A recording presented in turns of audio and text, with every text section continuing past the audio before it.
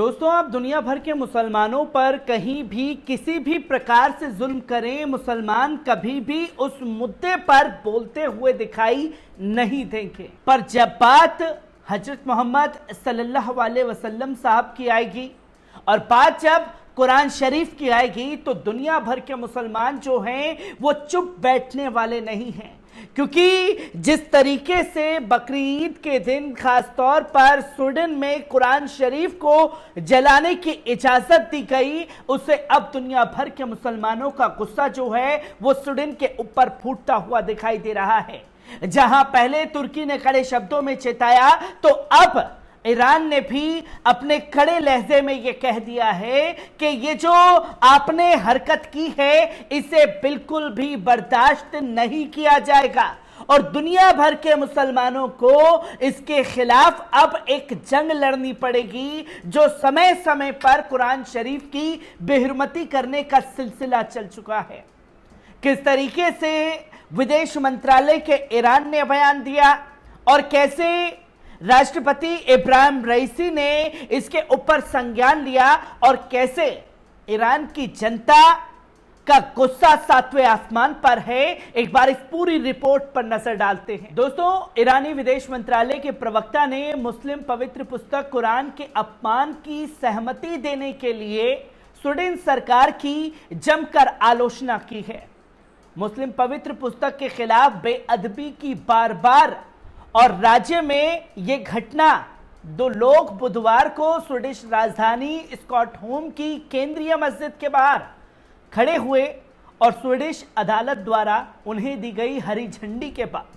कुरान की एक प्रति जला दी जाती है। यह कदम ईद उल अधा के मुस्लिम उत्सव के साथ मेल खाने के लिए उठाया गया था,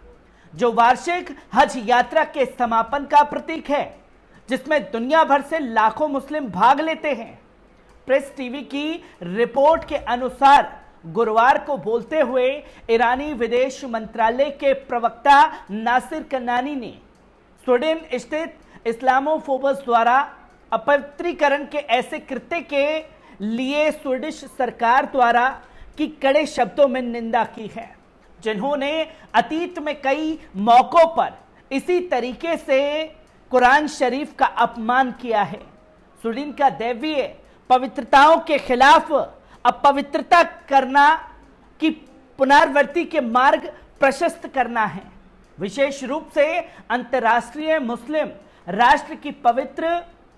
अवसरों और उनकी अंतर्राष्ट्रीय हज मंडली में लाखों मजबूत भागीदारी के साथ संयोग में एक उत्तेजक के बराबर है। बिल्कुल स्वीकार नहीं कर सकते। वक्ता ने कहा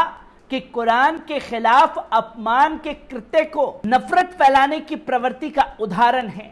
जो कि इसका जीता जागता उदाहरण मानवाधिकार मूल्यों का उल्लंघन करना है। उन्होंने निष्कर्ष निकाला कि स्टॉकहोम को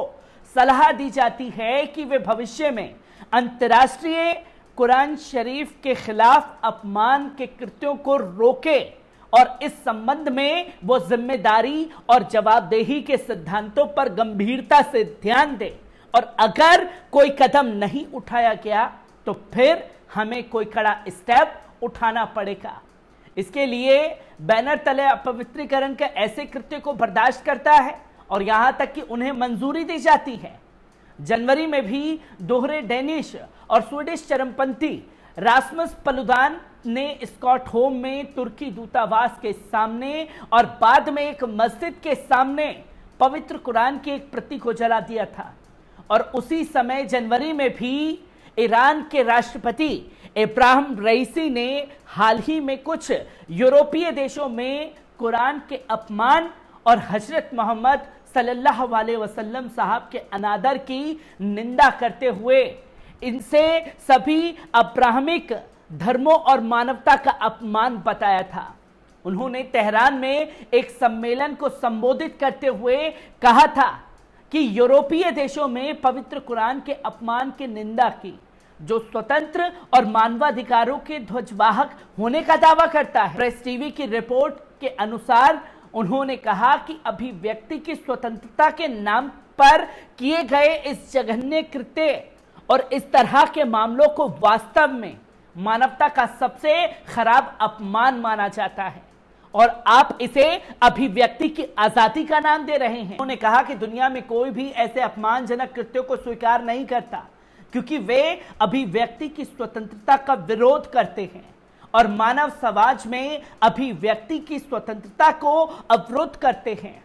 उन्होंने कहा कि कुख्यात स्वीडिश डेनिश चरमपति रास्मुस पलुदान को शनिवार को स्टॉकहोम में तुर्की दूतावास के सामने मुस्लिम पवित्र पुस्तक जलाने की सरकार द्वारा अनुमति मिली।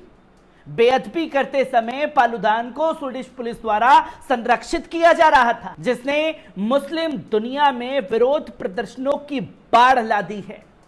जहां ईरानी राष्ट्रपति ने इस बात पर जोर दिया कि पवित्र कुरान और ईश्वरीय धर्मों का अपमान एक घृणित से घृणित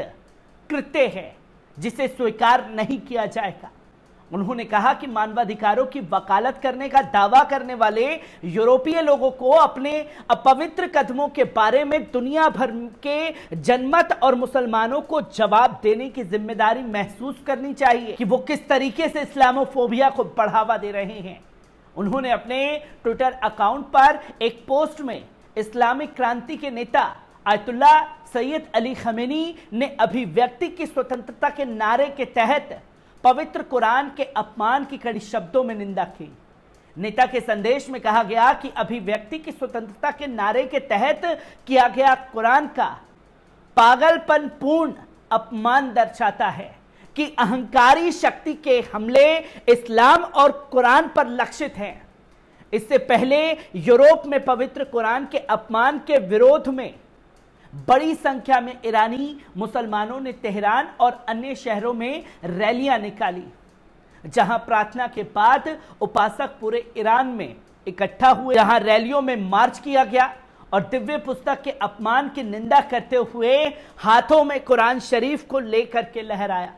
और प्रदर्शनकारियों ने उस अपमान के प्रति अपना गुस्सा व्यक्त किया जिसे यूरोपीय सरकारें अभिव्यक्ति की स्वतंत्रता की आड़ में उचित ठहराती हैं,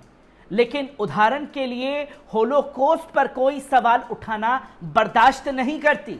उन्होंने कहा कि यह जघन्य घटना दुनिया भर में 2 अरब से अधिक मुसलमानों की भावनाओं को भड़काने और गंभीर रूप से भड़काने वाली कार्रवाई है। प्रेस टीवी की रिपोर्ट के अनुसार उन्होंने यूरोपीय अधिकारियों से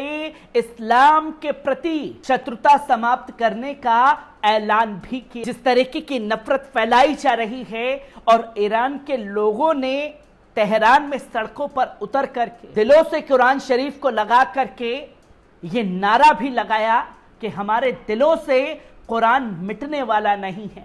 आप चाहे कितनी भी नापाक कोशिशें इस्लामोफोबिया फैलाने की करें, इस्लाम को मिटाने की करें, कुरान शरीफ को चलाने की करें, ना हमारे दिलों से इस्लाम मिटने वाला है और ना ही हमारे दिलों से कुरान मिटने वाला है। हर जगह जो विरोध के सुर हैं अब स्वीडन के खिलाफ तेज हो चुके हैं। हर एक अपडेट आपके साथ साझा करता रहूंगा। दीजिए इजाजत।